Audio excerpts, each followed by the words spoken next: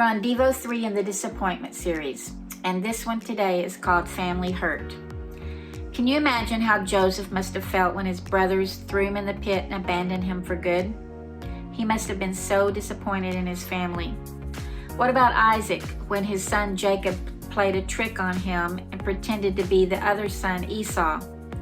What an affront to fatherhood, if there ever was one, that of tricking your own dad. Aaron failed greatly when his brother went up on the mountain to talk with God, and Aaron let the people make golden calves to worship instead. And what about Jonathan and David? Jonathan had to warn David to protect Jonathan's evil dad, Saul, from destroying David. What kind of disappointing dad Saul must have been. And Jesus asked his closest followers to pray with him, and they fell asleep. I believe that being disappointed in our family and friends is one of the worst disappointments of all. We trust family, they're our blood. Friends are friends forever, aren't they? God knew that we would be disappointed in relationships. There's a verse that says, Jesus is a friend that sticks closer than a brother. In other words, family will leave us, but God will never forsake us. So let's apply each one of those events to our own lives.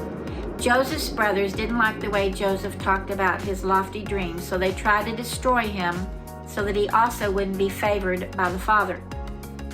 Siblings born into families vie for the father's attention so much that they manipulate each other in order to gain favor. It's common in all families.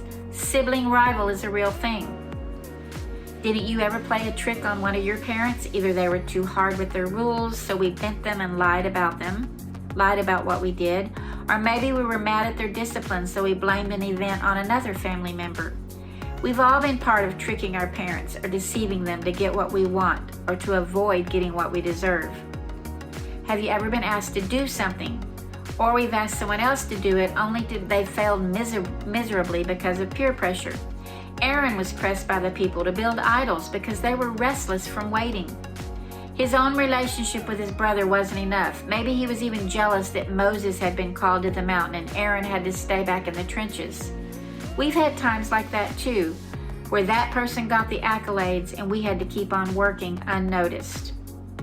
Finally, being disappointed in the very father and mother who gave us birth is huge. Can you imagine having an evil parent like Saul?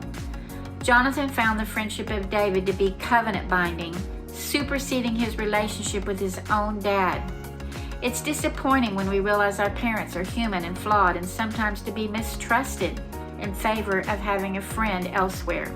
It downright hurts to the core. So Jesus knew we would be disappointed in friends and family because we expect loyalty from those to whom we belong and give ourselves to. This kind of disappointment can rule us for decades. We end up not speaking to family members, holding out a long arm with new friendships in fear of getting hurt again.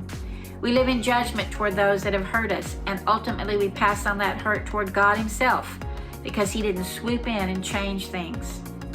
I read this. Disappointment is a vicious and debilitating enemy. It can cause you to be so emotionally disturbed that you will be unable to think effectively. And there's a verse that says, "Be content with what you have, for He has said, I will never fail you nor forsake you." So maybe finding true contentment with our daily bread and being in between the bookends of God's love reminds us that He's with us always, and this enables us to forgive those that disappoint us to the core. Remember the verse that says, "Cast all your care on Him because He cares for you"? That's a daily exercise we have to do, and it's part of our cares is to cast the ones we love that have hurt us, or even our own hurts that we've inflicted on others. We can cast them over on Him. There's an art to casting when fishing. Casting just the right way and in just the right spot yields a catch. But casting into seaweed and sticks or casting haphazardly ends up in wasted time, untangling fishing line, and going home with an empty bucket. Daily casting cares.